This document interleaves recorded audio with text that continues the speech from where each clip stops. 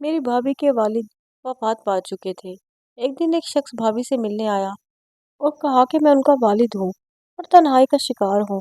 मुझे इस घर में रिहाइश के लिए जगह चाहिए। और मेरी भाभी भी उनसे मिलने लगी। फिर एक रोज जब मेरे भाई ने भाभी को उनके साथ देखा तो उनके पैरों तले जमीन ही निकल गई, क्योंकि वो तो इन दिनों अम्मी अब्बू को आफताब भाई के लिए अच्छी लड़की की तलाश थी।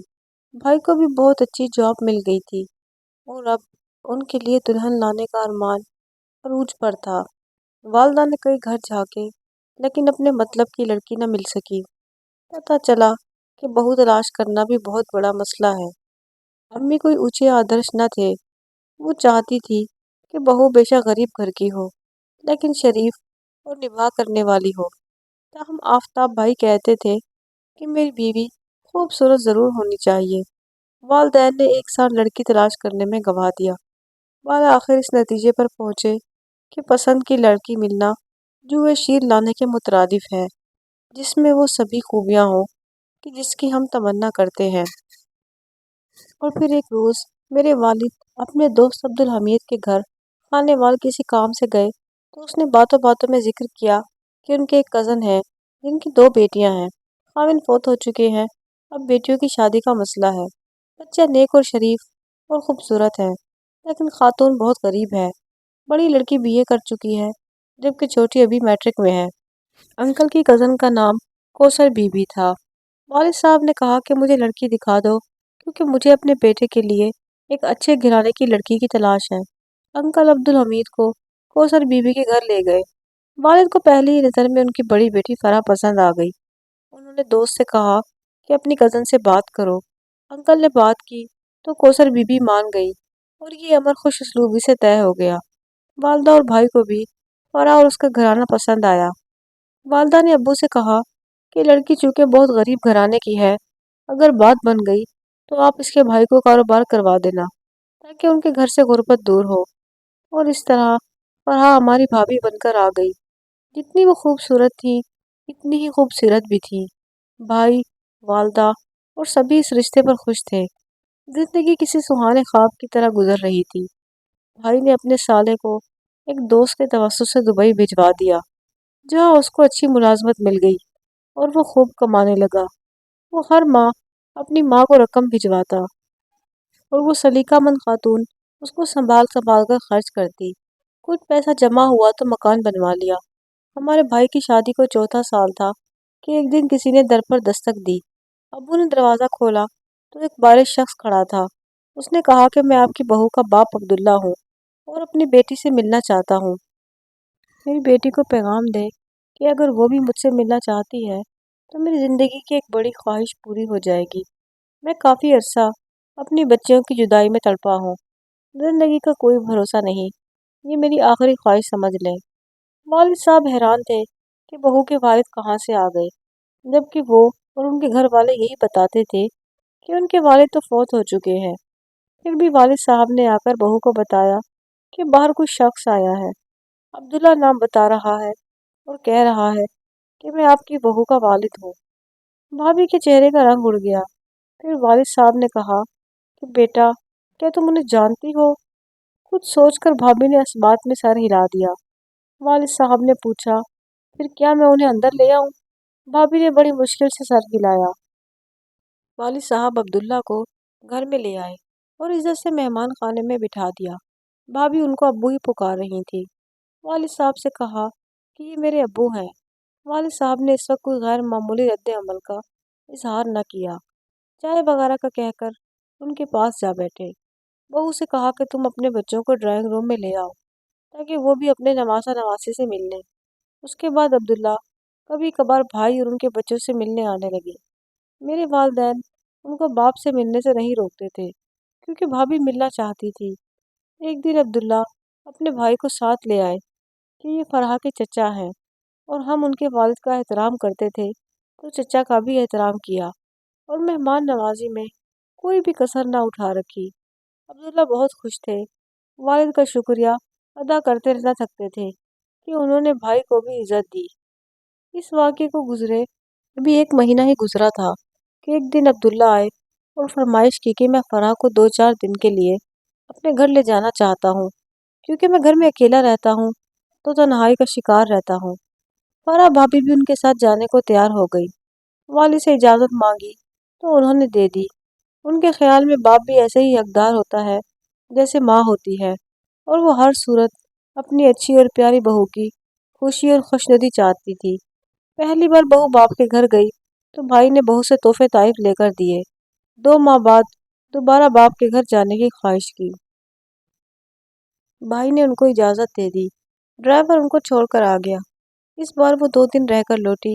کچھ دنوں بعد بھائی کے چچا آئے اور بتایا کہ عبداللہ بھائی بہت بیمار ہیں، وہ آ نہیں سکتے اور فرح کو یاد کر رہے ہیں کیونکہ وہ اسے ملنا چاہتے ہیں۔ یہ سن کر بھابھی جلدی سے تیار ہو گئی کہ میں جلدی آ جاؤں گی۔ بھائی نے چچا کے ساتھ جانے کی اجازت دے دی۔ 1 ہفتہ گزر گیا اور وہ نہ لوٹی۔ ادھر دونوں بچے بہت پریشان تھے۔ وہ 1-2 دن کا کہہ کر گئی تھی۔ جب 7 دن بعد بھی واپس نہیں آئی اور فون بھی بند تھا تو بھائی پریشان ہو گئے اور بیوی کو لینے عبداللہ کے گھر گئے، مگر یہ دیکھ کر حیران رہ گئے کہ ان کی بیوی ایک غیر مرد کے ساتھ بیٹھی ہنس ہنس کے باتیں کر رہی تھی، جبکہ گھر میں باپ اور چچا بھی موجود تھے۔ بھائی کو دیکھ کر وہ زیادہ چونکی نہیں۔ بھائی نے غصے سے بھابھی کو تھپڑ رسید کر دیا کہ یہ تم بیمار باپ کی تیمارداری داری کو آئی ہو۔ وہ مرد بھی بھائی کو مارنے کو دوڑا اور دونوں میں ہاتھا پائی ہوئی۔ پھر بھائی کے چچا اور باپ دونوں نے چھڑوایا اور پتہ چلا کہ وہ بھابھی کا چچا زاد ہے۔ بھائی غصے سے گھر آ گئے۔ امی ابو کو پتہ چلا تو انہوں نے کہا کہ فرح سے ہمیں ایسی امید تو نہیں تھی، لیکن اب وہ تمہارے بچوں کی ماں ہے، تمہیں ادھر اسے ایسے چھوڑ کر نہیں آنا چاہیے تھا، ایسے تو اسے اور بھی موقع مل جائے گا۔ بھائی کی غیرت اس وقت جوش میں تھی، وہ مان کر ہی نہیں دے رہے تھے۔ امی ابو نے سمجھایا کہ ایک بار تم اسے لے آؤ، اس کے بعد ہم اس کو سمجھائیں گے اور اسے باپ کے گھر جانے کی اجازت نہیں دیں گے۔ بھائی بڑی مشکل سے گئے تو بیوی نے آنے سے انکار کر دیا۔ وہ کہا کہ میرے والد کی بیماری کی وجہ میری جدائی ہے، لہٰذا ابھی کچھ دن رہنے دیں، جب تک والد پوری طرح صحت یاب نہیں ہو جاتے بچوں کو آپ لوگ سنبھال لیں۔ بھائی ان کے بہانے سمجھ گئے۔ ہفتہ اور گزر گیا، فرح نہ آئی۔ دوبارہ لینے والد صاحب خود گئے۔ بھابھی اپنے والد کے گھر پر نہ تھی۔ انہوں نے کہا کہ بازار گئی ہیں، کچھ ضرورت کی اشیاء لینا تھی۔ جب بازار سے لوٹی تو بنی سوری جیسے کسی تقریب میں گئی تھی، اور ساتھ وہی چچا زاد بھی تھا، وہی ان کو شاپنگ کروانے لے گیا تھا۔ والد صاحب پریشان ہو گئے کہ یہ کیا معاملہ ہے، 2 معصوم بچے ماں کے لیے بے حال ہیں، اور ادھر فرح بازار میں اپنے کزن کے ساتھ شاپنگ کرتی پھر رہی ہے۔ انہوں نے کہا کہ بہو، ہمارا نہیں تو اپنے بچوں کا خیال کرو، وہ تمہارے لیے بہت اداس ہیں، کہیں بیمار نہ ہو جائیں۔ وہ بولی، آپ جائیے، میں خود 1-2 دن بعد آ جاؤں گی۔ حیرت کی بات کہ وہ نہ آئی۔ ایک دن عدالت سے کچھ کاغذات موصول ہوئے۔ فرح بھابھی نے اپنے والد کی سرپرستی میں آفتاب بھائی سے خلا کے دعویٰ کر دیا۔ کسی نے سوچا بھی نہ تھا کہ کبھی زندگی کے کسی موڑ پر وہ ایسا قدم اٹھائیں گی۔ خدا جانے ان کی مت ماری گئی تھی یا باپ اور چچا زاد نے ان پر کوئی جادو کر دیا تھا۔ اپنے معصوم بچوں کا بھی ان کو خیال نہ رہا تھا۔ ہم سب تڑپ کر رہ گئے اور بھائی کی حالت تو دیدنی تھی۔ صلح کی بہت کوشش کی، امی ابو کئی بار سمجھانے گئے، بالآخر ان لوگوں نے ہم پر اپنے گھر کے دروازے بند کر دیے۔ اب عدالت جانے کا یارہ کس کو تھا؟ پھر بھی آفتاب بھائی بچوں کی وجہ سے جاتے تھے، لیکن فرح بھابھی نے وہاں بھی منہ پھیر لیا۔ بالآخر کورٹ نے ان کے حق میں فیصلہ دے دیا۔ خلا لینے کے بعد انہوں نے بچے بھائی جان کو ہی واپس دے دیے، اور میرا بھائی اپنے 2 معصوم بچوں کے ساتھ آپ دیدہ گھر لوٹ آئے۔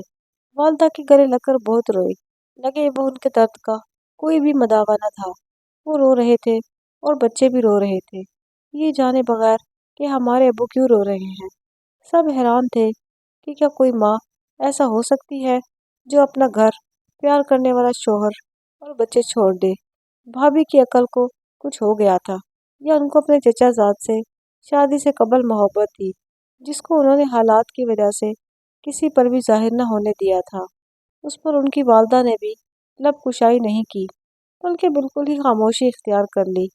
ان کو اپنی بیٹی کی بے وفائی کا غم تھا، اسی لیے انہوں نے بتایا کہ فرح کے باپ سے 20 سال پہلے ان کی علیحدگی ہو گئی تھی، کیونکہ اس تعلق کو غلط قسم کے لوگوں سے تھا اور وہ کسی دوسری عورت کے عشق میں گرفتار تھے، اس لیے مجھے مارتا پیٹتا اور میں اپنے بچوں کو لے کر اس سے علیحدہ ہو گئی۔ اس سے بھی مجھے بہت پیار تھا، اس لیے وہ اکثر دھمکیاں دیتا کہ وہ بچوں کو مجھ سے لے جائے گا۔ اس لیے میں اپنے بچوں کو بس یہی بتاتی تھی کہ ان کا باپ فوت ہو چکا ہے، تاکہ وہ کبھی اپنے باپ سے ملنے کی ضد نہ کریں۔ اور خود میں نے اپنا محلہ بدل لیا اور سب کو یہی بتاتی تھی کہ میرا شوہر انتقال کر چکا ہے۔ انہوں نے والد اور والدہ سے کہا کہ فرحان نے جو بھی کیا بہت زیادہ غلط کیا، یہ بات میرے اختیار میں نہ تھی۔